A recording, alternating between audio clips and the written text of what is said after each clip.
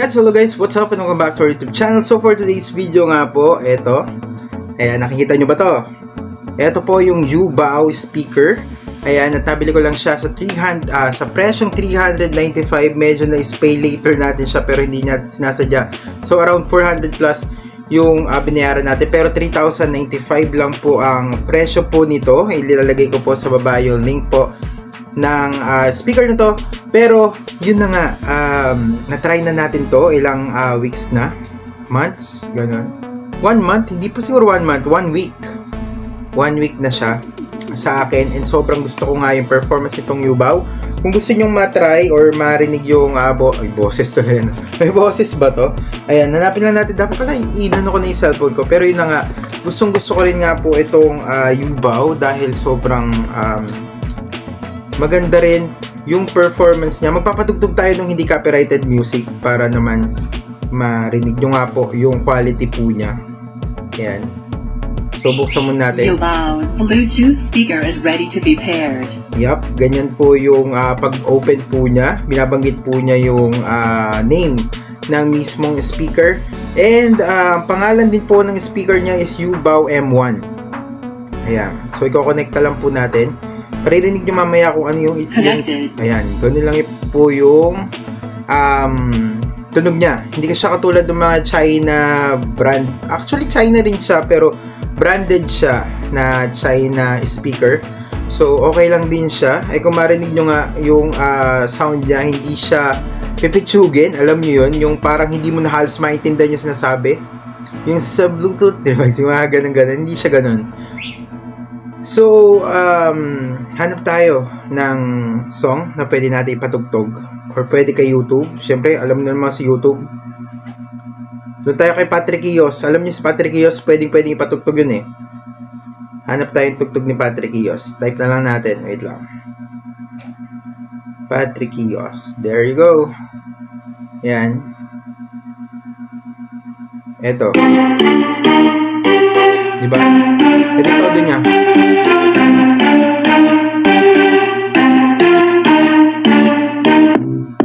Yan. Diba?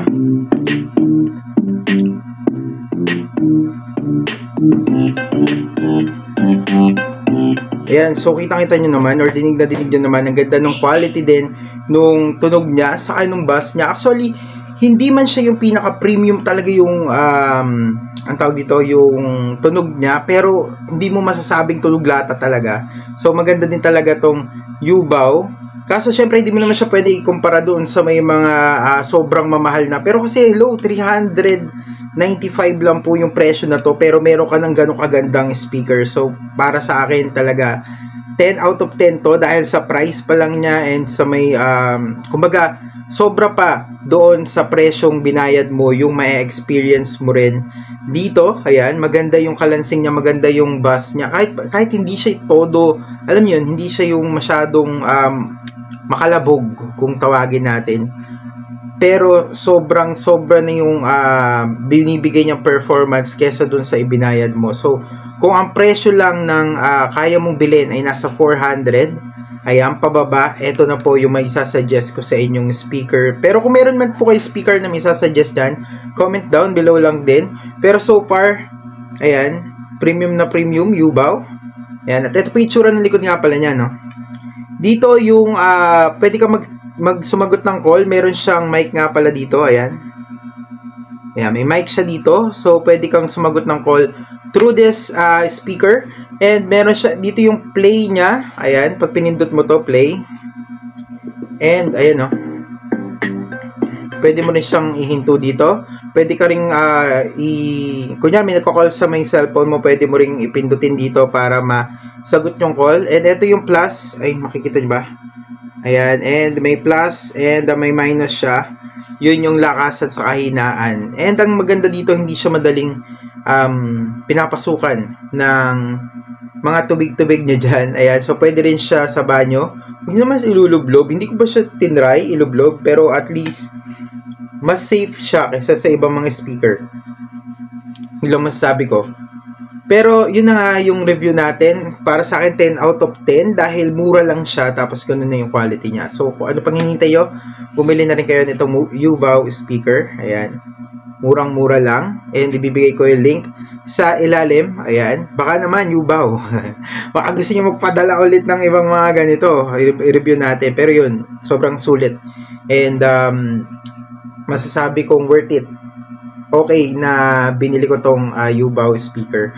And actually, gusto nga rin bumili ni ate. Yun lang. Maraming salamat. God bless. And ingat po kayo palagi. And again, comment, pag-like, and mag-subscribe na rin po kayo kung bago lamang po kayo dito.